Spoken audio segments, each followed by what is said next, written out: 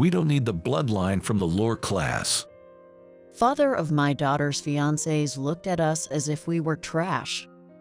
Today was our first meeting, yet he had constantly mocked us, calling us a post-single mother family. I could bear it if he ridiculed only me, but I couldn't stand him mocking my daughter. I was about to stand up and confront him, but my daughter stopped me. I will move my savings to another bank if you are speaking like that. The man is the head of a local bank. However, to my daughter's words, he laughed sarcastically and said, "Go ahead, do whatever you want." But half a month after this incident, his family would regret this for the rest of their lives. My name is Karen Robinson. My husband passed away when our daughter, Mandy, was in elementary school. Ever since, I've worked at a transport company and raised Mandy by myself. Mandy has started her own business and is managing it quite well. Although we live separately, we're just a 30-minute drive away from each other, so we often spend our days off together. However, lately, I hadn't seen Mandy as much. Even when I ask her out, she often turns me down, saying she's busy. Then, right when I had a hunch, she said, Mom, I want to marry a person I'm dating now. My suspicion turned into certainty, and I was thrilled. While I'd miss Manny when she gets married, I was more happy than sad. That's great news. Please bring him over sometime. And the young man Mandy brought home was truly wonderful. Hi, nice to meet you. I'm Ethan Mitchell. With a flushed face and nervousness, the young man greeted me while looking straight into my eyes. I was certain from the first look that he'd make Mandy happy. After that, the three of us had a pleasant conversation. Speaking of which, I would like to meet your parents before the engagement. When should I meet them? However, Ethan's face suddenly clouded. About that. What Ethan hesitantly revealed was quite surprising. Ethan's father is the head of a local bank and has always favored his talented elder brothers, often neglecting Ethan. Just before entering high school, Ethan left home and grew up at his uncle's place. Since then, he's been distant from his family. If we meet them, I think they'll make you two feel bad. Ethan said with a saddened expression. But not having a formal introduction. We'll become relatives, and there will surely be occasions where we'll have to meet. I was worried, imagining situations like having to introduce ourselves for the first time at places like funeral. Seeing my concern, Ethan, with a determined face, said, You're right. I'll handle the arrangements. I'll make sure to prevent any unpleasant situations as much as I can. I'm sorry for asking too much. No, it's okay. Ethan replied with a bright smile. At that time, I was too optimistic. They're still family, right? They'll surely celebrate when you decide to get married. I'm sure we can understand each other if we talk. I had such naive thoughts. Then, on the day of the meetup, Mandy and I headed to the designated place. It was one of the fanciest restaurants in the state.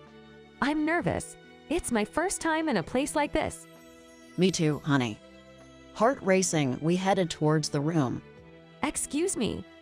And upon opening the room's door, "You're late. Can't po folks tell time." We were met with such a rude greeting. Hey, Dad. Quiet, Ethan. I came here today because you begged me to, all right. That's right. And even Kevin took the time to come. You should be grateful, Ethan. A flamboyantly dressed couple threw sarcastic remarks at Ethan. Beside the couple sat a young man, glaring maliciously at Mandy. I came to see Ethan's fiancée for myself. Seems like she's just right for Ethan's level. What did this guy just say? The shock of such harsh words left us speechless. I heard you're a single mother. Well, yes, why? Ethan's father asked, and I replied without thinking. Then he chuckled disdainfully. Did your husband cheat on you? It's woman's own fault when she gets abandoned.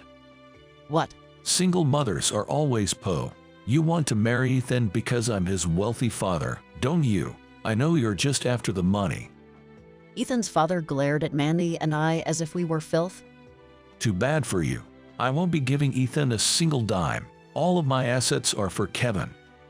Kevin, Ethan's brother, nodded in agreement with a smug grin on his face.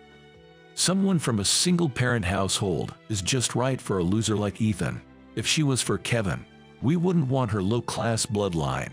I'd have rejected her immediately. But for Ethan, it's fine.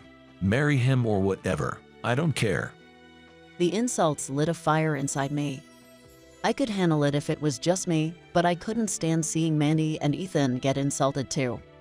I was about to stand up and retort when Is that okay with you, saying all that? Mandy's words held me back. I use your bank, you know. After all this, I can't keep my account there. I'll move my savings. Are you okay with that? Mandy challenged Ethan's family with a threatening tone. But they burst into crude laughter. We won't have any problem if a young lady like you closes your account. Go ahead. Moving your savings. How much? Like 10 cents? Mom, the fees would cost more than the balance. The three of them laughed uproariously, tears streaming down their faces. But Mandy watched them with cold eyes. That's fine, right? Got it. Don't come crying to us later. Ethan, Mom, let's go. We left the restaurant, leaving the still laughing trio behind. Once outside, Ethan immediately apologized. I'm so sorry. I'm utterly ashamed to have a family like that. Tears filled Ethan's eyes. If you want to break off our engagement after this, I wouldn't blame you. Don't say that, Ethan. I'd never break our engagement. Mandy said forcefully, lifting Ethan's face. Even if you wanted to break it off, I won't let you. You're definitely marrying me. Mandy. Seeing them getting lost in their own world, I deliberately cleared my throat to get in between them. Well, Mandy is not marrying that family. She's marrying you. Karen. If you're up for it, you could even be adopted into our family. If you never want to see your family again, that's totally fine. I'm sorry for insisting on that meet and greet. I guess I was being too optimistic. It's not Ethan who should apologize. It's me. The assumption that families understand each other was misguided. Feeling disappointed in my own naive perception, I slumped my shoulders. Our family is the one at fault. No, the fault lies with me. Enough, both of you. How about we all go grab a bite to eat? I'm getting hungry. Mandy interjected, settling our argument. Exchanging a wry smile, Ethan and I agreed. Later, the three of us enjoyed a pleasant meal together. Speaking of which, Mandy, you're really going to transfer that money. Yes, I plan to. That bank is going to have a tough time. Half a month after the tumultuous meeting, Mandy and Ethan arrived at our home looking a bit weary. Mom, we're back. We hope we're not intruding. What's wrong? You both look exhausted. Actually, we came to discuss something with you, Mom. The story they shared was indeed surprising. As she'd promised, Mandy had closed out the bank account under Ethan's father's bank. She transferred a whopping $1 billion from her account to another bank. Considering the enormous sum, she'd informed the bank of her intent to close the account a few days in advance over the phone. Given the staggering amount involved in the closure, Ethan's father had come to the bank. He was shocked to see me. He asked, "How does a young lady like you have such wealth?" So I explained everything to him from scratch. This money combines what I've earned and my dad's inheritance. My husband was an entrepreneur who built a massive transport company from scratch. This job market is quite profitable. After he passed away and I took over as CEO, the company faced some challenges. However, thanks to our dedicated employees who had supported him, the business is now thriving, and our daughter Mandy seemed to have inherited her father's entrepreneurial skills. During her high school years, she founded a company and launched a youth-oriented brand, which turned out to be a huge success. After stabilizing the business, she sold the youth brand to a major corporation. Now, she runs a brand for adults. Many who were fans of Mandy's brand during their student days have grown up and continue to patronize her brand for adults. With such loyal customers, her business seems to be on a steady path. But had Ethan's family not known about Mandy's status as a major depositor before the meeting? Curious, I asked. That's on me. I haven't been in proper touch with my family for years. When I asked them to meet Mandy, I tried telling them about her, but my dad wasn't interested and didn't listen. Plus, my name is pretty common, right? So they probably didn't make the connection. I see, so that's what happened. So you successfully transferred the money. Of course, he was begging, but I closed the account anyway. Sorry, Ethan, but seeing the guy who insulted me as a young lady begging and crying was somewhat satisfying. Ethan gave a wry smile, saying it was no big deal. And actually, I'd always planned to close that account at that bank. The transfer went smoothly. Really? There's been some talk among fellow business owners. Ethan's father had been the bank's CEO for about a decade. Since he took over, it seems the bank had been making some risky moves without considering the financial strength. Consequently, the bank's financial situation had become quite strained in recent years.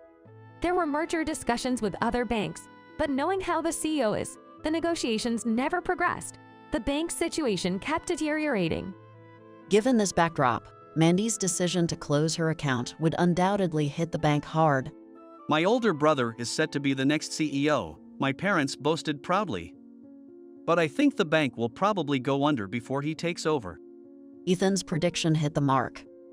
Just 6 months later, the bank declared bankruptcy. Even though it was a local community bank, it had a significant negative impact on many people. And then Ethan's father was arrested for embezzlement. It seems Ethan's mother and his brother are now homeless. The other day, a rather scruffy-looking man came to our job interview. It turned out to be Ethan's brother. When he realized I was the president of the company, You took in my brother, so hire me. he exclaimed unbelievably. Upon hearing this, the employees were livid and kicked Ethan's brother out unanimously. Our tough-looking driver warned him, "Don't ever show your face here again," so I doubt we'll have any more dealings with him. Ethan also received a request for financial assistance from his mother, but If you keep bothering us, I'll hire a lawyer. he threatened. After that, the contact abruptly stopped. Later on, Ethan and Mandy happily get married. Ethan became a son-in-law, and they both seem to be living together happily. Seeing them reminds me of my husband, and it fills my heart with joy. I genuinely hope they can have a blissful married life, just like my husband and I did. When I was 6 years old, my parents passed away in a car accident. I was taken in by my maternal grandmother and grew up under her care in the countryside, cultivating a small field. Although I was devastated and rarely went outside, my grandmother watched over me and took care of me patiently. We were poor, but thanks to her amiability, I managed to grow. We couldn't afford any toys, but I was content with just paper and colored pencils. I loved to draw. The rural scenery, the sunset over the sea, the starry night sky. I was never short of subjects. But the most enjoyable thing for me to draw was my grandmother. I'd never get bored of drawing her and continued it every day. Wow, Bob, you're really good at drawing. I'm so happy you're making me look so beautiful. Do you think I could be a painter when I grow up?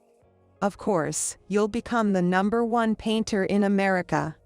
Her words sounded like magic to me, and before I knew it, I started dreaming of becoming an artist. But at the age of 17, during my junior year of high school, my grandmother passed away. She was in the hospital for just half a year. I was planning to attend an art school in New York, but due to financial reasons, I had decided to get a job. I wanted to work and ease my grandmother's burdens, but she was gone before I had the chance. While holding back my tears, I was sorting out her belongings. I found a box containing dozens of drawings I had made, which brought me to tears again. That's when I found a bank passbook in the box, with my name on it. When I opened it, I was shocked to see the balance, $20,000. What? $20,000? When did she? As I was holding the passbook, something fell out of it, a handwritten note from my grandmother. Dear Bob, go to college. This is my last wish. I broke down and cried out loud. I wondered how long it took her to save that amount. Thank you. I'm sorry, Grandma. Holding the passbook tightly, I continued to cry. Thanks to my grandmother, I was able to attend an art school in New York. I started living alone in a crummy apartment. My tuition could be covered by the money my grandmother left me, combined with a scholarship, but I had to earn my own living expenses. I found a well-paying night job at a bar. Being a country boy and not particularly affluent, I was laughed at by my seniors. It was hard to remember the names of the cocktails, but I enjoyed learning about the new world. Hey, lady, don't just take stuff without asking. The boss's voice echoed from the back alley. There was an old lady who had been picking up empty cans from the bar's trash can every night. You're going to throw them away anyway, aren't you? So, what's the problem? It's really annoying to have homeless people like you hanging around every night. Who are you calling homeless? You saucy kid. Excuse me. I hurriedly stepped in between them. Hey, boss, it's fine. Just think of her as a garbage collector, okay? With a tisk, my boss went back to inside. With a sigh, I turned back to the old lady. What will you do if he hits you? Remember, loose lips sink ships. Oh, you know such fancy phrases considering being a young man. While thinking what a talkative lady she was, I helped her put the empty cans into a bag. Starting tomorrow, I'll collect these and leave them here for you every night, okay? Just take them quietly. The old lady stared at my face and said, "You're unusually kind for a young man these days." Her gentle, smiling face reminded me of my late grandmother, and a wave of nostalgia washed over me. From that day on, I started talking to the old lady every night. The boss wasn't too pleased, but I was a valuable worker who could work until the bar closed, so he turned a blind eye. Eventually, the old lady started to come during my break time. My co-workers laughed at me, saying, "Bob, you've got a peculiar fetish. Is she your type?" But talking with this old lady warmed my heart as it reminded me of my grandma. When I offered her canned coffee, the way she carefully held the can with her small, wrinkly hands, blowing on it gently to cool it down, was exactly like my grandmother. So, are you going to become a painter in the future? One day, after hearing about my past from me, the old lady asked me that question. I'd like to, but can I? It's still difficult with just a college degree. What do you mean? Everyone's studying abroad. I don't have that much money and flexibility, so at best, I could become an art teacher, I guess. What's the use of giving up before you even try? I laughed at her sharp words. You're right. I'm currently working on a painting for an exhibition. If I get a sponsor through that, my dream might come true. That's the spirit. Good kids like you are blessed by God. I felt a bit awkward being praised like I was a child. My break was about to end, so I waved to Maher and went back into the shop. During that time, apart from my classes and job, all my time was spent working on the painting I was planning to exhibit. I was drawing my grandmother standing in the nostalgic countryside scenery, but I felt like it was starting to resemble the old lady who collects cans. I guess it can't be helped that the image of the person I see in real life is starting to outweigh the image in my memory. But I didn't feel bad about it. Only when I was talking to the old lady in the unfamiliar city life of New York, my mind would become calm. Not a mommy's boy, but a granny's boy. Thinking that, I laughed to myself.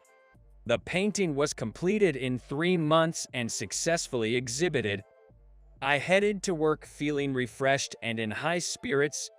Friday nights were exceptionally busy, and I was finally able to take a break. As usual, when I went out the back door into the alley, The old lady was sitting on the ground. "What happened? Are you feeling ill?" As I squatted down to look at her face, she looked pale and was clutching her chest. "Are you in pain? Are you okay?" When I hugged her shoulder, she groaned and started to lean towards me. "Boss, call an ambulance." I shouted from the back door, and the boss, looking annoyed, stuck his head out and said, "Are you stupid? Just ignore her." I got angry and shouted back, "What the hell are you talking about?" and then picked up the old lady and started to run. I could hear my boss yelling at me, but I ignored him. There should be a large general hospital nearby. With my legs, trained from living in North Dakota, I ran at full speed. Seeing me rushing into the hospital with the old lady on my back, a nurse ran towards us. She was immediately put on a stretcher and taken to the treatment room. Feeling relieved, I slumped down onto a chair in the waiting area. I was drenched, and the feeling of my shirt stuck to my back was disgusting. After sitting there for a while, a woman dressed in what looked like a receptionist's uniform approached me. Are you a family member of the patient? I shook my head when asked. "No, she's just an acquaintance." I see. Then we will contact her family. The woman bowed with a smile and went back inside the counter. I don't even know the old lady's name. Does the old lady even have a family? A sense of unease started to well up inside me. It was hard to imagine that the old lady who seemed to be living off collecting cans had a family. By the way, who will pay for her treatment? I didn't even bring my wallet. In any case, I thought about going back home to get my wallet and stood up. At that moment, a nurse came out of the treatment room. "How's the old lady?" She's fine. It seems like a minor episode. She's currently on N4 and sleeping. I see. That's good. I let out a sigh of relief from the bottom of my heart. When I told her that I needed to go back to get my wallet, the nurse said that won't be necessary. We've managed to contact her family, and her son will be here soon. Really? I was taken aback. I had assumed she didn't have a family. If her son is coming, she should be okay, I think. With that thought in mind, I decided to go back to my workplace without visiting the sleeping old lady. After that, I was fired. Well, that was obvious. I repeatedly apologized to the furious store manager, but he didn't forgive me, so now I'm looking for a new part-time job. Because of being fired from the shop, I haven't seen that old lady since then. I thought about sneaking to meet her in the back alley, but finding a new part-time job was the priority now. After all, my livelihood is at stake. I searched for job vacancies online, but I couldn't find a good one. 2 weeks had passed since I got fired from the bar. As my class ended and I was getting ready to leave, my seminar professor was calling me loudly from the entrance of the lecture hall. Wondering what it was, I approached him. "Incredible, Bob." In his excited state, the professor started patting my back energetically. "What's going on?" Feeling somewhat unnerved by his unusual beaming smile, usually he's so stern. "Your painting, the one you submitted to the exhibition. It was bought. And guess who bought it? The chairman of the Taylor Group." What? I was utterly stunned. The Taylor Group is one of the top corporations in America. Their chairman bought my painting. I couldn't believe it. And the purchase price was $100,000. The professor whispered. I thought I was going to faint. Apparently, he wants to meet you personally. We received a contact. You need to go to their headquarters next Sunday. Are you sure? Good for you, Bob. Good for you. Despite the professor's almost tearful joy, the situation didn't seem real to me. This must be a dream. If not, it's a miracle. Unbelievably, the promised day arrived and I dressed in a formal suit, heading to the headquarters. As I was looking up at the huge open ceiling, a woman as beautiful as a movie star appeared and led me to the chairman's office on the top floor. I've brought him here. Please come in. Swallowing hard, I entered the room. In the middle, there was a luxurious sofa with an elderly woman and a man in his 50s seated. As I approached, I saw my painting on what seemed to be a marble table. The woman slowly stood up and looked at me. You? I involuntarily pointed at the woman. The person smiling at me was the old who had been collecting cans. Well, are you surprised? The old lady laughed, seeming extremely pleased with the successful surprise. At what? Sorry to startle you. Please have a seat. Told by the man, I sat across from them. No matter how many times I looked, it was undoubtedly the old lady. Let me introduce myself again. I'm Helen Taylor. I'm the chairman of the Taylor Group, believe it or not. I'm her son, Dallas. I serve as the CEO. I still couldn't find my words. The chairman?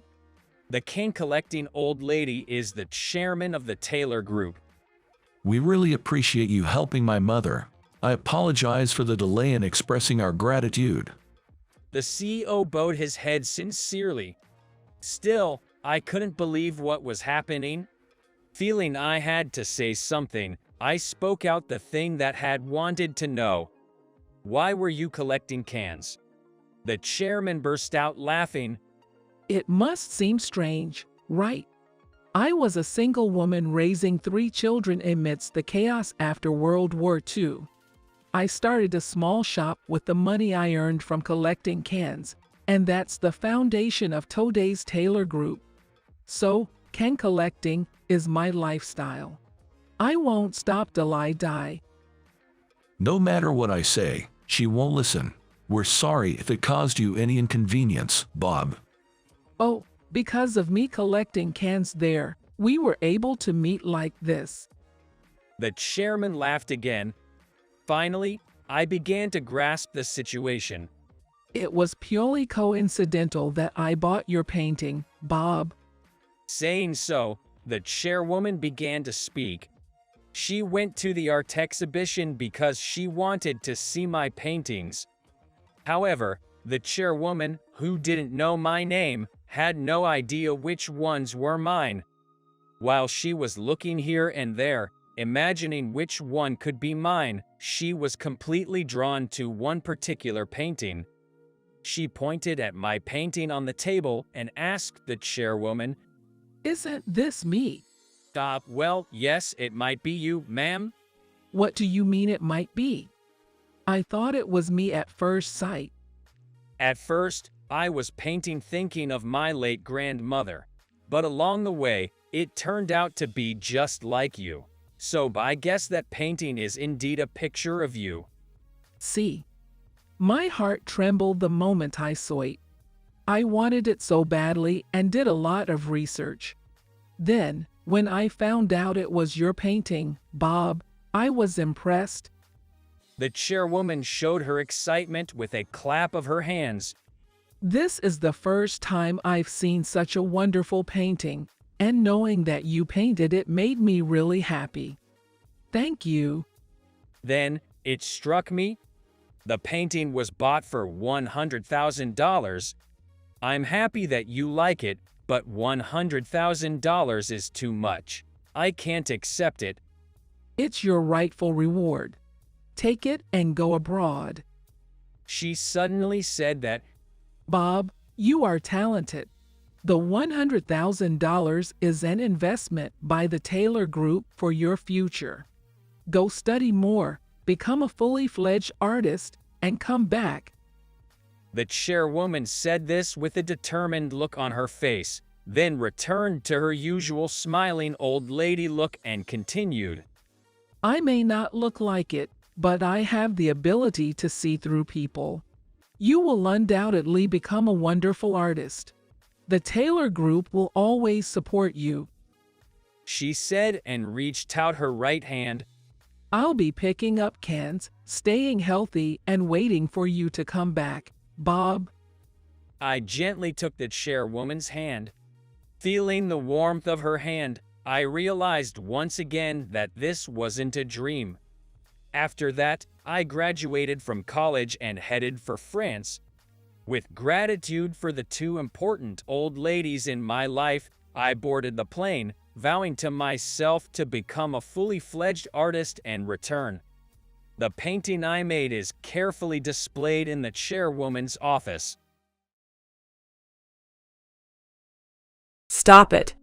The CEO's wife, Mrs. Rachel, slammed the traditional sweets I had brought onto the floor. She breathed heavily, and her expression, which made her anger apparent, was intimidating.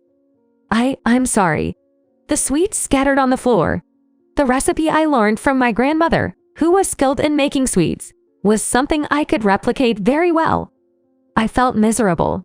I started preparing it several days ago and working hard to make it for the celebration of the chairwoman's longevity. Do you really think my mill would eat such cheap sweets?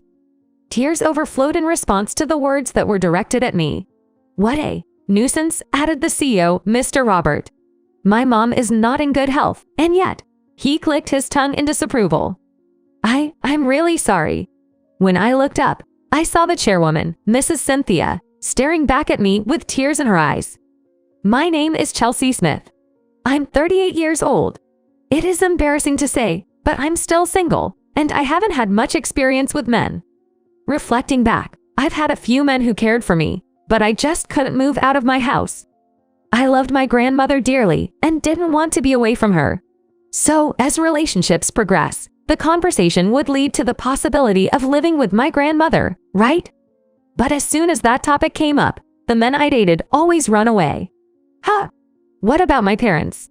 My parents passed away in a car accident when I was very young. I was in early elementary school at the time. Then, I started living with my grandparents. I had everything I needed and was very happy. Well, stories of protagonists who suffer from mean grandparents would be more exciting, I guess. I'm sorry. I led a mundane life. Perfectly ordinary, without any particular hardship. Losing my parents was extremely sad, though. Thanks to my grandparents who dealt with me seriously, I think I was able to recover at an early stage. The story I'm about to tell happened at the chairwoman's longevity celebration. Mrs. Cynthia, the chairwoman, started living with her son and daughter-in-law, the current CEO, after her husband, the previous CEO, collapsed from a heart attack. The sudden collapse of the CEO had a significant impact on the company, and Robert, who was not only his son but also an employee, had a hard time taking over. Ever since her husband's death, the once cheerful Cynthia's face lost its smile, and she started to visibly weaken. So it became the job of the CEO's wife, Rachel, to follow in Cynthia's footsteps. What happened then? Ever since she lost her husband and her job, Cynthia had been sinking into depression. I often saw Cynthia, frail and weakening, in the neighborhood and hesitated to approach her. I didn't really have anything appropriate to talk about. I'm very unsociable, and it took a long time to get along with people in the same department. Even more so with the chairman's wife. It would be rude to speak casually. There's also a rumor in the office that Rachel is obsessed with organic food, that her meals are simple and unbalanced. It seems she's quite particular about her own lunches. If you were caught eating something like instant noodles within Rachel's sight, she'd get very upset. With such concerns, the rumors about the chairwoman were circulating among the employees along with voices of worry. A longevity celebration, is that correct? I had been called by Ms. Rachel to discuss something. It was about inviting Miss Cynthia to our office next Thursday for a party. Let's go all out and celebrate, even get catering. And to spread the word among all employees, please handle the printouts and emails, Rachel said. Do you want me to take care of the venue decorations and the catering arrangements? I asked. Oh no, that's fine. A friend of mine will take care of it. Her restaurant is really good. Rachel showed me a page from a magazine featuring a chic cafe. This place is also vegan. Vegan? That means they don't use any animal-derived products. Really? No matter how many times I read the explanation, I couldn't quite grasp it. But when I heard her saying we don't eat any meat or fish, I felt a sense of terror realizing that Miss Rachel was involved with something unimaginable. I wondered if Cynthia would be okay. I know that having biased opinions isn't good, especially as an adult. But we've been eating these things for so long. If they were suddenly taken away from us, wouldn't it upset the balance inside our bodies? No, veganism does exist, so I guess you could survive. It seems there is always a world unknown to me, no matter how old I get. Despite my anxiety about Rachel's long life celebration, I went on with my work. The next day, I posted the long life celebration announcement on the notice boards on each floor, and then sent out an email to all employees. Being in the General Affairs Department, which also doubles as a jack of all trades, a task or two like this was a piece of cake. "Are you going to bring anything to celebration?" my colleague, John, asked, and I found the piece that had slipped out of my mind. "I'll play it safe with a handkerchief," said John, pouting his lips. "I have to go to the department store over the weekend." He seemed a little reluctant. As for me, in a company mostly comprising women, I felt like they received many small gifts. I don't want to give the same gift as others do. I racked my brain for a good idea and decided to make traditional sweets my grandmother taught me. She didn't own a shop, but she had a fair number of fans who loved her traditional sweets, and many people came to her house just to get them. My grandmother, who was good with hands, was not only good at making traditional sweets, but also knitting, embroidery, and was truly admirable. I was rather clumsy, but still, I loved making traditional sweets with my grandmother on weekends. Brewing and drinking tea with my grandparents after the meticulous work of making the traditional sweets. Even now, when I think back on it, it's the warmest memory. When I got home from work and before I started cooking, I pulled out a notebook where I compiled the recipes my grandmother taught me.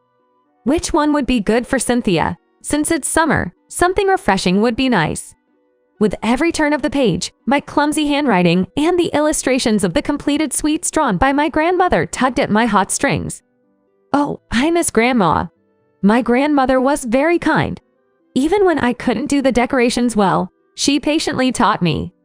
She sincerely engaged with everything I wanted to do until I was satisfied. The next day, I finished work early, so I went to a grocery store to get the ingredients for the traditional sweets and made a prototype. I did a better job than I expected, and I couldn't wait for the day to give it to Cynthia.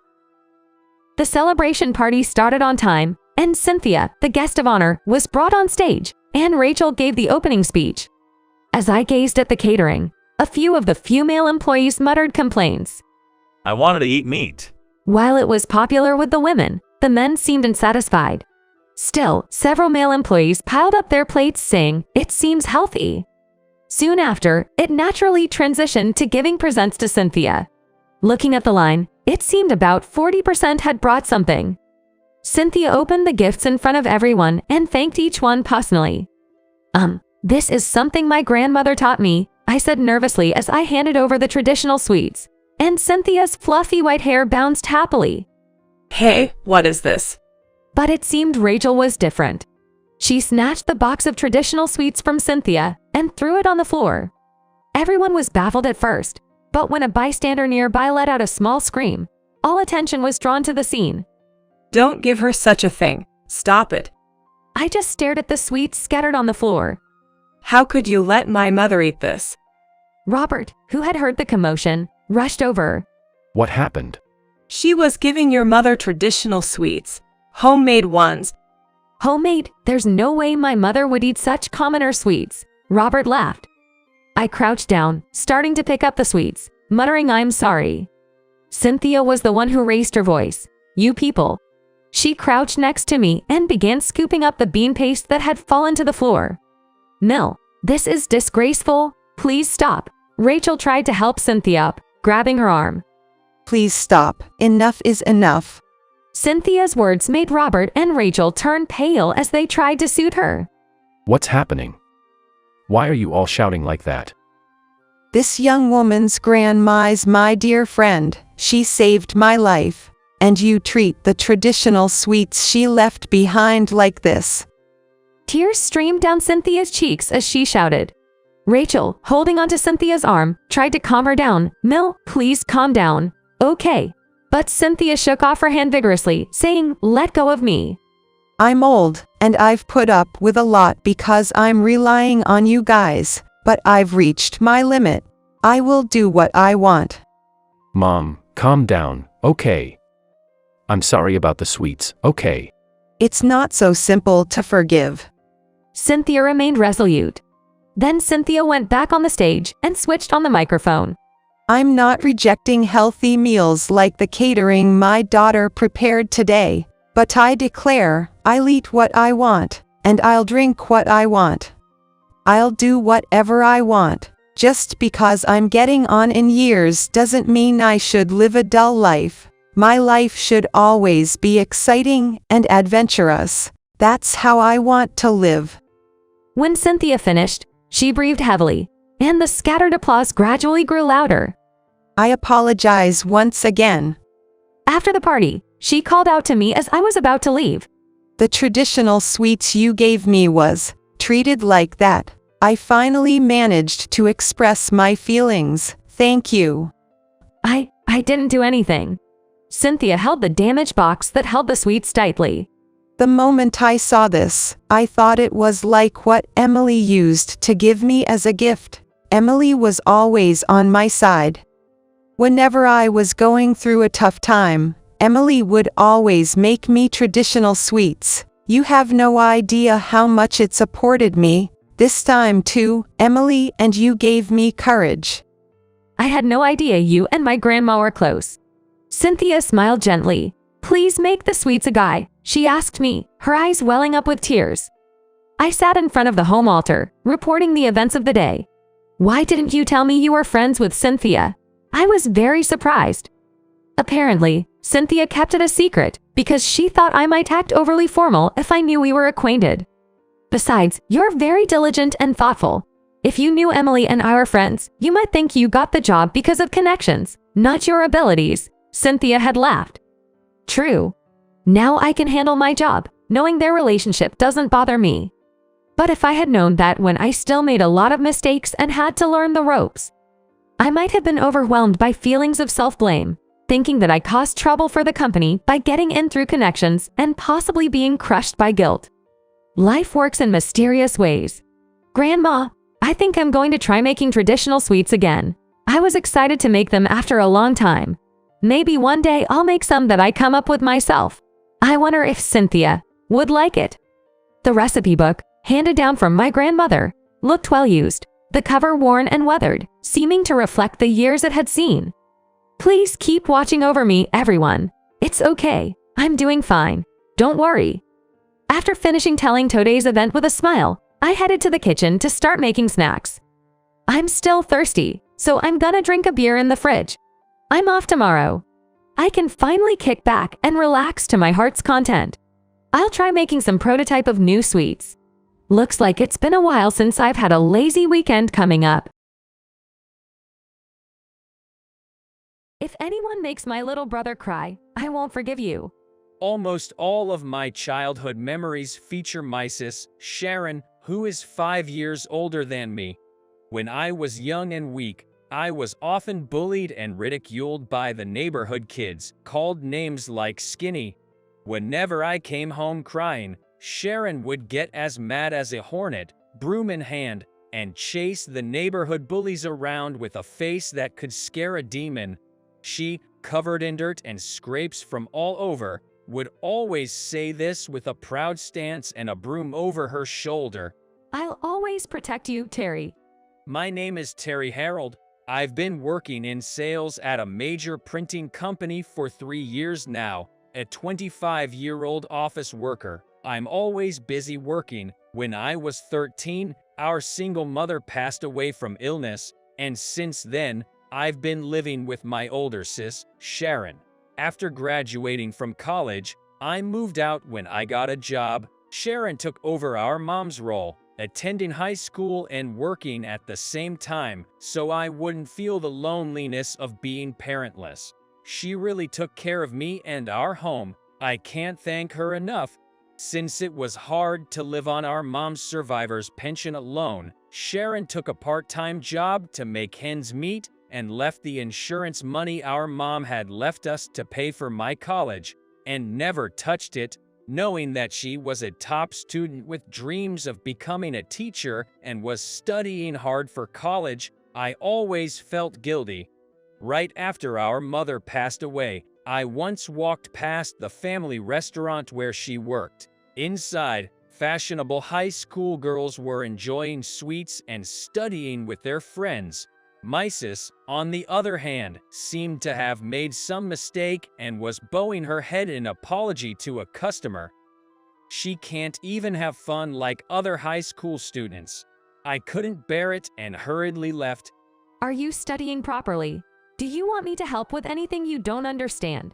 When she came home from her part-time job and said that while peering at my desk, I snapped, "Didn't you have dreams of becoming a teacher? You should go to college.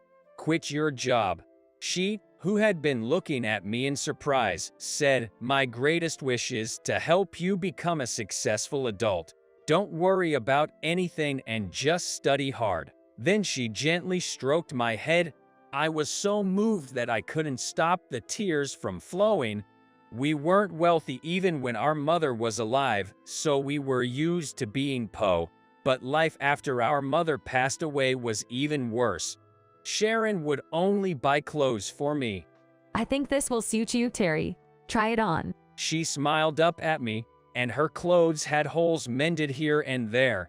When I told her to buy clothes for herself, she'd laugh and say, "I have nowhere to wear them to." Her specialty, stir-fry, was the only dish on my plate that contained meat. Whenever I tried to put meat on her plate, she'd refuse, saying she was on a diet. Despite her claims of dieting, she had a supermodel-like figure without an ounce of fat. One day, a classmate of mine stopped by our house to borrow a book on his way home from school. Sharon welcomed my friend and served macaroni cheese for dinner. When my friend tilted his head and said, "What's this?" I was internally panicking, but it was too late. "We use more milk than cheese. It's delicious. Enjoy," she said with a smile.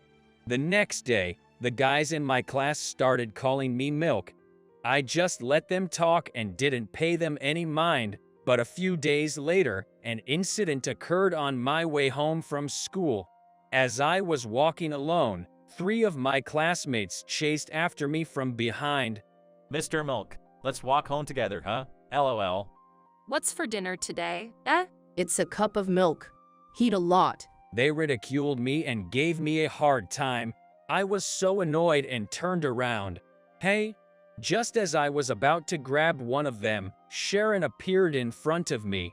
"Sharon," she stood there calmly and spoke. I'm sorry, Terry. It's because of me. But don't bother with these losers. Then she turned around and showed them a video on her phone of us just now.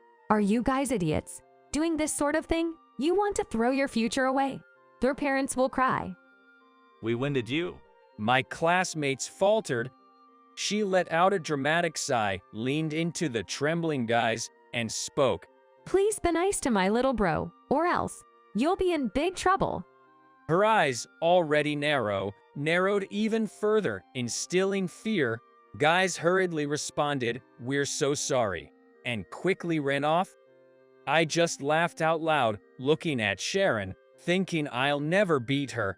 Thanks to my powerful sis, I was able to make it into what the general public would call an Ivy League university. I got a job at the largest printing company in the industry, and when I got the job offer, Sharon cried and celebrated with joy.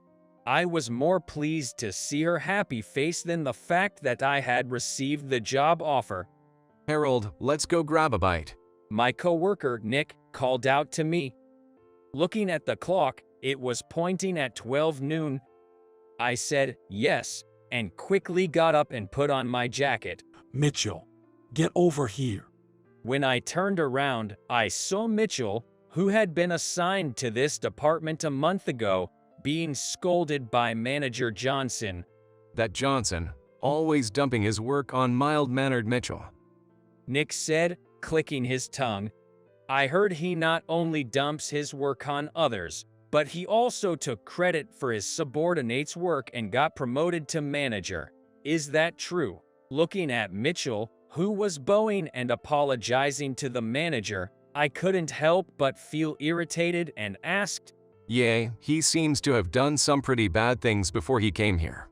He always targets the weak. Mitchell is a kind and quiet guy. Ever since we joined the company, he was always smiling, always taking the lead in doing undesirable tasks, a hard worker, and trustworthy. He might be slow at work, but he's careful and precise. I've been saved by him several times. I hope he's all right, I murmured to myself as looking at Mitchell, and Nick said, don't get involved. You'll be his next target, and petted my shoulder. Then, one day, Mitchell returned to the office in an unusually high spirit. Mitchell, did something good happen? As I called out to him from across the desk, Mitchell replied with a happy face.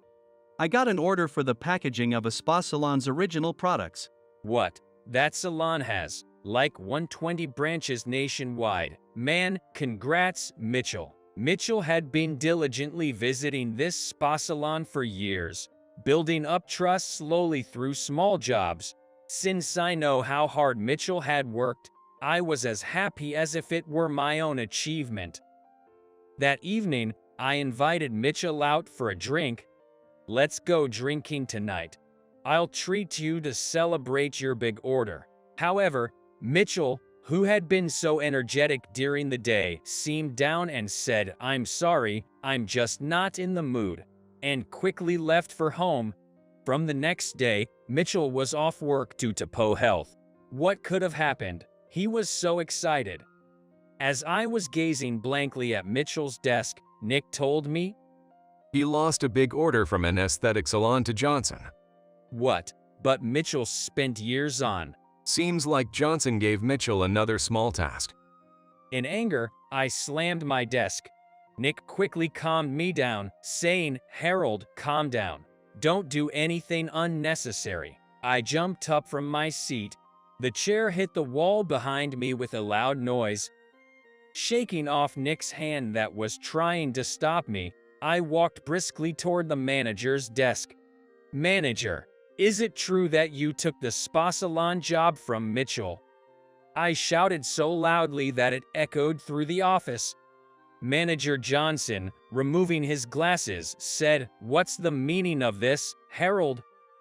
Answer me, did you take Mitchell's job?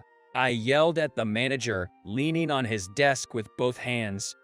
I did not steal it. Mitchell said the task was too much for him and asked me to take over. You're too rude. He, red-faced, stood up and yelled back, banging on his desk. Liar. Mitchell spent years getting that job. He was so happy, he would never say something like that. You're just a useless hyena who can only dump your work on others and steal their work. He stood up, his face bright red, wincing and shaking, and shouted, Harold, you'll regret this. Get the hell out of here. Immediately, Nick rushed over, apologized, and forcibly took me to the break room. He gave me a glass of water. Harold, what on earth were you doing? He's still your boss. Well, you're not wrong about what you said. But still, be careful from now on. He's going to try to crush you. I'm ready for it. I said that and drained my water in one gulp. 1 month later, I had arranged to have dinner with Sharon on this day.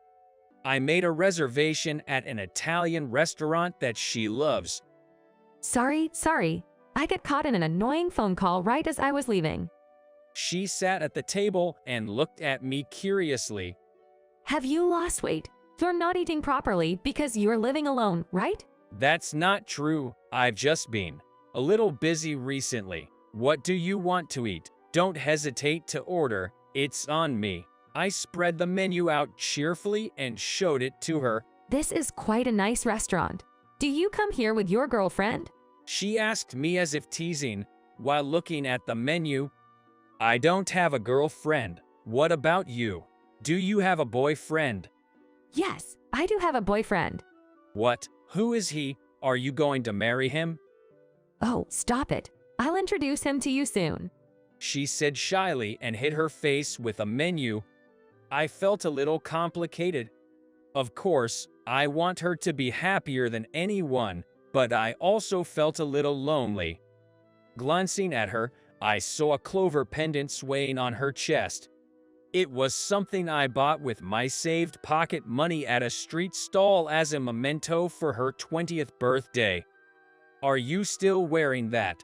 Doesn't suit a 30-year-old woman. I'll buy you a new one. As I said that half embarrassedly, she replied, "Leave me alone, I like it," and gently stroked the pendant. I felt a little embarrassed again. After a delicious meal, and sipping on a well-paired wine, and talking with her for the first time in a while, my tired heart felt a little more energized. It's okay. I can keep going from tomorrow, I told myself over a glass of wine. Then suddenly she leaned over and asked, "So, what really happened?" Huh? Terry, your sis isn't blind. She stared into my eyes and said, I couldn't hide anything from her. Since that incident, I had been harassed in various ways by Manager Johnson at the company. Ignoring me was a given. I was isolated in the document room and made to organize documents. I was forced to make a huge amount of unnecessary documents, and when I submitted them, they were thrown in the trash in front of me, saying I don't need it anymore. From washing the company car, distributing flyers for customers in front of the station, I was hardly allowed to do any decent sales work, and a month was about to pass. I thought about talking to my boss about it, but Manager Johnson used Mitchell, who had finally recovered and started coming to work, as a shield, saying, "Mitchell is a kind-hearted man, so if you cause a fuss, he might be heartbroken again to find out he was the cause." Nick was worried and told me, "Just apologize to him already. That will make him feel better," but I had absolutely no intention of apologizing. If it comes down to it, I'll punch Manager Johnson and quit. I spit out the same words I had said to Nick at the time in front of Sharon and drained my wine. She had been silently listening to my story while sipping her wine, but after hearing that, she put down her glass and quietly said, Terry, don't stoop to that scum's level. I was reminded of her during the milk incident. Her slanted eyes were raised even higher. Actually, I had another story for you today. Huh, what is it? She finished her wine with a defiant smile. Good and smiling. Manager Johnson, surprised, took off his silver-rimmed glasses and looked at me. The major family chain with 1,000 stores nationwide. I was standing in front of his desk, reporting on the sales. The manager pondered for a moment and leaned forward, asking me excitedly, "When did you start dealing with them?" They contacted me. I've handled a few small, sudden tasks with tight deadlines for them in the past. I was around quite often, so maybe they felt sorry for me. They contacted me this time. May I take charge of this? He suddenly changed his attitude and said in a sweet voice, Harold, you seem a little worn out recently, so you should take it easy. No, I'm fine. Besides, they specifically requested me to. Enough. I'll handle this matter. You back off and assist. I'll let you prepare the materials for the negotiation. Get back to work. Interrupting my words, he turned his back to me swiftly. His back seemed to silently taunt me with, "Now I'm surely up for a promotion." Ha. On the day of the meeting, as I was about to leave with Manager Johnson, Mitchell came up to me with some documents. I don't know if this will be of any use. What he handed me was a document comparing promotional goods from about 100 specialty dessert shops across the country. It was something he had gathered over many years. I thought this might come in handy. I used to visit dessert shops across the country, both as a hobby and to gain practical knowledge. It might give you some insights on how to differentiate from other shops. Mitchell, this is really precious. Thank you. I'll make good use of it. I thanked him and headed to the negotiation. Waiting nervously in the conference room of the Good and Smile Inc. headquarters, Manager Johnson and I sat down. The promotion manager on their side is a young woman. She might be easy to sway on this case, huh? He said with a chuckle. Just then, the door opened and a woman appeared. I apologize for keeping you waiting. We got up and said hello. Idiot. The person you said was easy is my sis. I looked at Sharon and yelled inside my heart. She got a job at a diner where she used to work part-time after graduating from high school. After working for 6 years, she passed a promotion exam and became a store manager. Her hard work and innovative ideas led to a significant increase in the diner's sales. As a result, she was promoted to the head office, where she now works as a promotion manager. She often told me that the effort she put in as a manager is now helping her in her current job. I realized and knew how great Sharon was when I started working, and I really respected her passion for her work. Although I'm her younger bro, she always carried herself like a successful businesswoman, and she looked especially cool today, which made me proud. We're in charge of your company. I'm Johnson. Nice to meet you. Manager Johnson greeted her with a modest attitude. Isn't Harold in charge? When Sharon asked him that, Manager Johnson laughed and said he has only been with the company for 3 years and lacks experience, so I will take care of it. I see. She glanced at me. I was reminded of that day. After dinner with her, I told her about Manager Johnson. She said, while drinking her wine, Actually, I had another thing to talk to you about today, Terry. What is it? Terry, you're in charge of our company, right? Yes, but I've only been handling minor cases. It's tough to break into your company because it has strong connections with other companies. At a recent meeting, our company officially decided to open a new dessert specialty store. Your company has just developed a special process for paper, right? It's perfect for both promotional materials and interior design for this store, so we'd like to hear about it. I leaned in eagerly. We've got lots of new designs coming out. If we could get an order, it would be a huge help for our company. She crossed her arms and thought for a moment before speaking. I bet that manager will take this case from you two, just like what happened with Mitchell. Okay, let's keep it a secret that I'm your sis until the day of the negotiation. Why? Just wait and see. I'll expose his true colors. She chuckled. We exchanged greetings and made small talk. Until then, Manager Johnson had been behaving like an enthusiastic manager, skillfully engaging in conversation. However, when the negotiation began, he quickly became quiet and passed everything on to me. It was clear that he doesn't know about our company's products and is just trying to gloss over his lack of knowledge.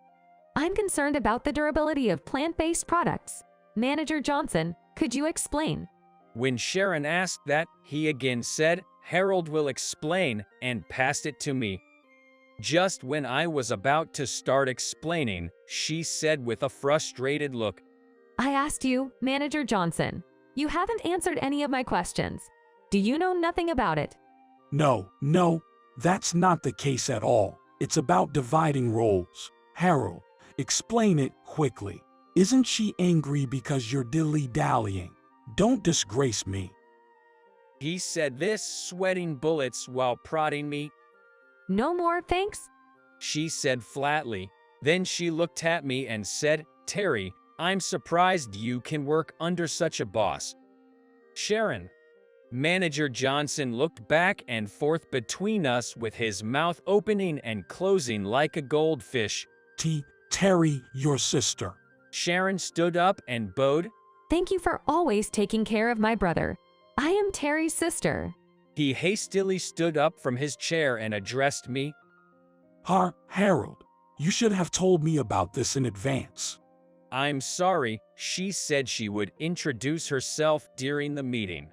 Manager Johnson, I heard you snatched the work your subordinates struggled to get and made it your achievement, and you got promoted to section manager.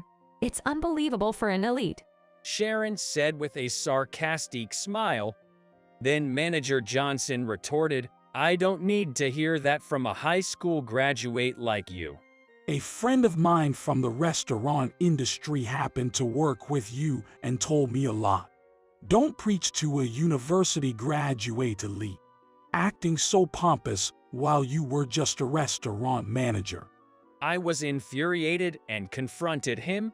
Hold on a second. My sister, she gave up on going to college for my sake. Ever since our mother passed away, she has been like a parent to me, working all the time during her prime years. Terry. After she became a manager, she spent sleepless nights studying several languages. She has studied so hard that she can communicate with foreign tourists who come to the restaurant, and that led to a significant increase in the number of foreign tourists. She thought of all kinds of strategies, negotiated with the headquarters, went out on foot, and worked tirelessly. She has come this far by putting in a lot of effort. She's much more amazing than you, who can only snatch your subordinates' work. I said this while shaking with anger. Manager Johnson said, looking at me with a mocking attitude, it's common for a subordinate to be a stepping stone for their boss. If you don't like it, you should get promoted yourself. What the hell are you talking about?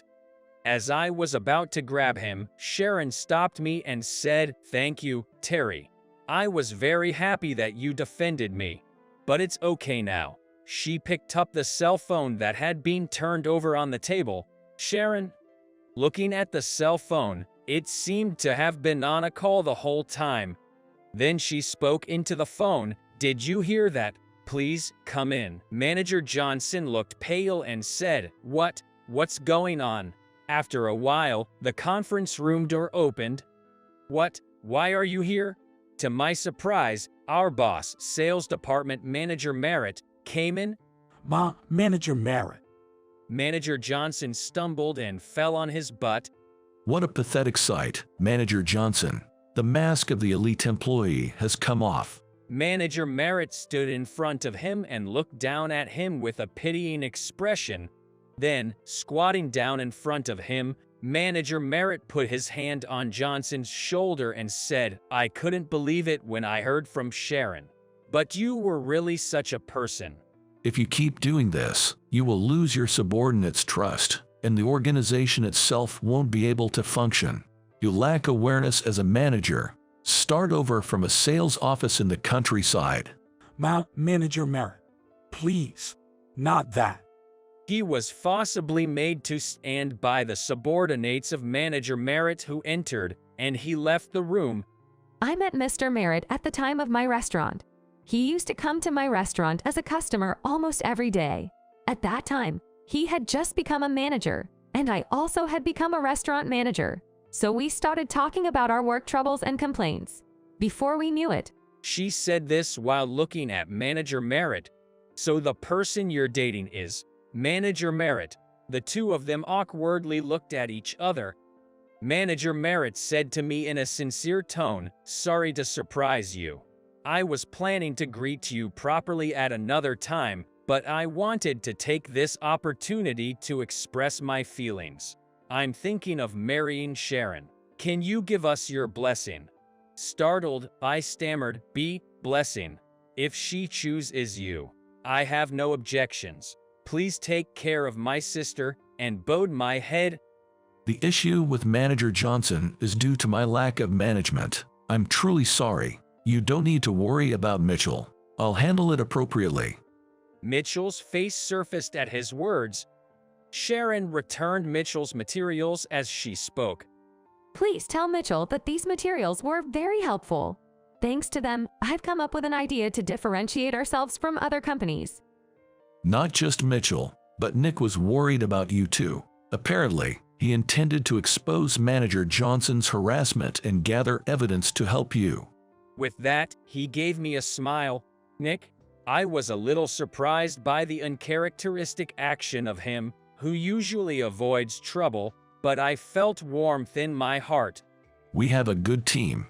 Let's continue working together to do great work. He tapped my shoulder as he said this. Yes? I nodded with resolve. Sharon saw me off to the lobby as I left. I'll have the documents ready by our next meeting. Good, I'll be counting on you, Terry. She called out to my retreating back. No need for your big sister to protect you anymore. Huh? When I turned around, she had a lonely look on her face. After all, you have plenty of people around you who care about you, don't you? Sharon. You even protected me earlier. I knew it all along, but you've grown up. She had tears welling up in her eyes. It's a strange feeling, happy and yet sad. Then she wiped the tears that had fallen and said with a smile that looked just like our late mother, Thanks to you, I've been able to get this far. Ever since Mom passed away, you've always been by my side. Thank you. I'll be counting on you from now on. That's my line. Thank you for always taking care of me. I tried not to cry, but it was no use. Memories from my childhood flooded back. Be happy with Manager Merritt, I said in a choked voice, then turned my back on her. Yay! I heard her tearful voice behind me and walked on, looking up so my tears wouldn't fall. By the time I stepped outside, the sun had considerably set. The setting sun shone beams of farewell light through the gaps between the skyscrapers. I took a big, deep breath and started walking slowly. When I get back to the office, I'll invite Nick and Mitchell out for a good drink tonight.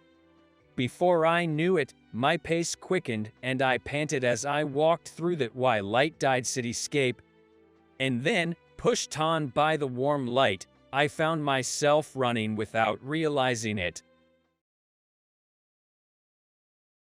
All of my peers have their own families. What's left of me, who has no wife or kids, if you take away my job? Honestly, there are times when I regret having focused solely on my work. Well, it can't be helped. I love my job. I love the connections I make through it. My name is Kevin Miller. I'm 58. I took an early retirement offer from my previous company and was unemployed until recently. Fishing, camping, and trips to the spa, I thought I'd finally be living the relaxed retired life of my dreams. But oddly enough, nothing really satisfied me. I longed for this kind of freedom when I was employed, yet I felt overwhelmed by it. Then I learned that a branch of the company I used to work for was hiring mid-career employees. It was a small-scale recruitment to fill some positions. I applied on a whim and luckily got the job. On my first day, I was nervous as hell. Man, it's been decades since I felt this way. New environments are so thrilling. As I was trying to get my bearings, a young female employee approached me with a smile. Good morning. You're the new hire, right? Good morning. Yes, I'm Kevin Miller. Nice to meet you. I'm Mrs. Tammy Johnson, in charge of training. Let me know if you have any questions. Mrs. Johnson, who seemed young enough to be my daughter, appeared very dependable. She was a lovely woman with a radiant smile. She stood out in the office, shining brightly. Perhaps it's because the overall atmosphere of the company was so gloomy that she stood out. Yes, the company had a pretty dark vibe. I heard the company had been underperforming for a while. I should do my part, however small, to lift the spirits of the company. That's what I thought. I was placed in the department with vacancies and was trained on the basics by Mrs. Johnson. The system here was different from the main company where I previously worked. I was puzzled. It's an old type system. They haven't transitioned to the newer one yet. I made some mistakes along the way. No one really reprimanded me for being new and joining mid-career. But there was one person who teased me. It was Mr. Jake Wilson, a year older than Mrs. Johnson. Jake had a rather nonchalant attitude. He seemed resigned, like nothing could turn around the company's performance. When I made a couple of blunders, he remarked, "That's what you get from the bottom tire." Don't drag us down, okay? If our performance worsens any further, the company's done for. Mr. Wilson, please watch your words. I'm just stating the facts, right? Take care and do your best, bottom tire. After he left, Mrs. Johnson apologized to me. I'm so sorry, Mr. Miller. Please forgive him. It's okay. Though, it's my first time being called bottom tire right off the bat. He acts like that just because he graduated from a top university. So annoying. Kind words or bad, what you give out eventually comes back to you.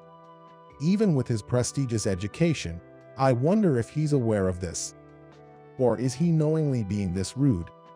Either way, I felt that he's a sad man. A few weeks after that, unexpectedly, Mrs. Johnson, my trainer, made a major mistake regarding an order. Everyone from the related department was hustling to fix it, and the boss went to apologize to the customer. During lunch break, I approached Johnson, who was hanging her head low at his desk. I might not be the best person to say this, but it's not the end of the world. Oh, Mr. Miller, thank you. It's fine. No major harm done. You shouldn't dwell on it too much. But I made the manager apologize. That's what management does. They apologize and protect employees. It's part of the job. But it was an important client. I've discredited our trust with them. Mrs. Johnson. Exactly. She should reflect more on it. Suddenly, Mr. Jake Wilson's sarcastic words made Mrs. Johnson's shoulders shake. Because of that, our work became harder. What are you going to do about it, huh? I'm sorry, Mr. Wilson. Did this old man's incompetence rub off on you, huh? Stop, please. He has nothing to do with it. Both of you bottom feeders, a match made in heaven, right? Mr. Wilson laughed out loud. I couldn't stay silent any longer and decided to speak up. Enough. I don't think it's a good idea to lower your rating by yourself like this. What? Who do you think you're talking to, newbie? Everyone makes mistakes. We just need to cover for each other, like now. Mr. Miller. Besides, unlike me, she is competent. She won't make the same mistake again. Upon hearing this, she wiped her tears and straightened up. She was back to her usual self, perhaps not liking being talked back to. Wilson left with a sharp click of his tongue. I've grown accustomed to the company since joining a few months ago. I've become approachable, and people have started to approach me more as well. I began to see the company's challenges once I started interacting with different departments. A culture resistant to new ideas from younger employees, lacking a spirit of challenge. Old-fashioned thinking that values grit over efficiency. I learned about these issues from some friendly colleagues. During lunch breaks, I started discussing ideas with a few colleagues who were also concerned. Well, it would cost money, and I can see why the higher-ups might be hesitant. It does take time and effort to change the way we work. But this company needs to change soon. There's a break area in the corner of the factory with a coffee maker. I was so engrossed in our discussion that I didn't notice him approaching. Hey, trying to score points, loser. Suddenly, something cold drenched my head. The smell of sweetness. It was canned coffee. Jake Wilson was pouring coffee over my head. Annoying bottom feeders. A discussion. Who do you think you are? The workers looked taken aback by his outburst. I was too shocked to speak. Can't do anything right, and now you're complaining about the company and making friends. Cut the crap. Mr. Wilson, Let's calm down a bit. Shut up, all of you. It was at that moment I saw someone running toward us with a panicked look on his face. Is that? What are you doing there? Stop it right now. Mr. David. Know your place, kid. Do you even realize who you messed with? Mr. David. Mr. Miller, I'm truly sorry. Please forgive me. It was Mr. David, who's supposed to be a manager at the headquarters now. Seeing him apologize sincerely to me, both Jake Wilson and the other workers were dumbfounded. Mr. Miller used to be my boss. He was a top executive at the headquarters. What? Mr. David took out a towel and wiped my wet head. I also used my own towel to wipe my face. It's been a while, Mr. David. What brings you to the branch office today? I came for a meeting about an audit. But why are you here, Mr. Miller? I briefly explained my story of being hired mid-career at the branch office. Took early retirement, but soon got bored and wanted to work again. Applied for a mid-career position at the branch. I was luckily hired. While I was talking, Mr. Wilson was shaking like a leaf, looking pale as a ghost. I see. So, why did you do this? I'm truly sorry. Who said you could apologize? I asked why you did this to Mr. Miller. By then, a crowd of employees who'd heard the commotion had gathered. Mrs. Johnson ran over from within the crowd and handed me a towel. I wiped off the coffee again. Mr. Miller, are you okay? What on earth? Yay. Mr. Wilson was completely flustered. It seemed he didn't know how to respond to Mr. David. I touched Mr. David's shoulder and asked him not to scold Mr. Wilson. He was just frustrated about the company's stagnant performance. Right. You graduated from a top university and everyone acknowledges you're a talented employee. But even after giving it your all, the company's performance didn't improve and you felt responsible, didn't you? He was stunned. He was still so young, both mentally and physically. I genuinely felt envious. Your excellence made you feel frustrated, disappointed in yourself. You just needed to vent your stress on something or someone, like an old mid-career hire like me. That's true. I'm truly sorry. It's okay. It's just a youthful mistake. It's an old guy's job to laugh it off and forgive. Oh, Mr. Miller. I held Mr. Wilson, who was now on his knees and sobbing, by his shoulders to support him. Later on, with the recommendation from a few employees and Mr. David, I became a member of a committee. It was a committee aiming to identify and solve fundamental issues to improve the branch office's performance. At my personal request, both Mr. Wilson and Mrs. Johnson also joined the committee. We analyzed the strengths and weaknesses of the branch, discussing deeply several times about what was missing to achieve our goals. During our efforts to overhaul the old system, Mr. David played a key role in securing support from the headquarters. Thanks to him, the branch was able to upgrade the system with minimal hassle. We made significant changes where decisions were being obstructed or new ideas were being ignored. Gradually, the organization began to change, incorporating and considering the opinions of younger employees in every department. Things sure have changed. When I first arrived, the office felt so gloomy, but now it's so much brighter, and there's a lively interaction among the employees. What are you talking about as if it's someone else's achievement? Isn't it all thanks to you, Mr. Miller? That's right. Hold your head up high, Chairman. As the one entrusted with leading the company, I utilized every ounce of my experience and connections to boost our performance. Thanks to the collaboration of my colleagues, our company's performance is steadily improving. It felt like a weight had been lifted off my shoulders for now. By the way, what do you intend to do about that proposal? Which proposal? Don't play dumb. It's about the offer for the advisory role. A few days ago, Mr. David told me that the headquarters wants me for an advisory position. I had put it on hold, but with these two pushing me, I guess it's about time I give an answer. What do you guys think? Should I take up the advisory role at the headquarters or stay at the branch? For me, I can't really say. Me neither. Making such a big decision is overwhelming. But Mrs. Johnson looked me straight in the eyes. I wish you could stay with us for another 2 years, or even just 1 more year.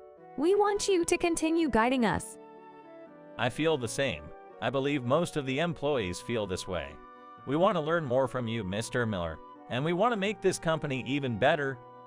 Looking into the bright eyes of these two young individuals, I felt grateful for my decision to join this place. I want to live up to their expectations and aim even higher. There's no way I can think about retirement just yet. That's what I strongly felt.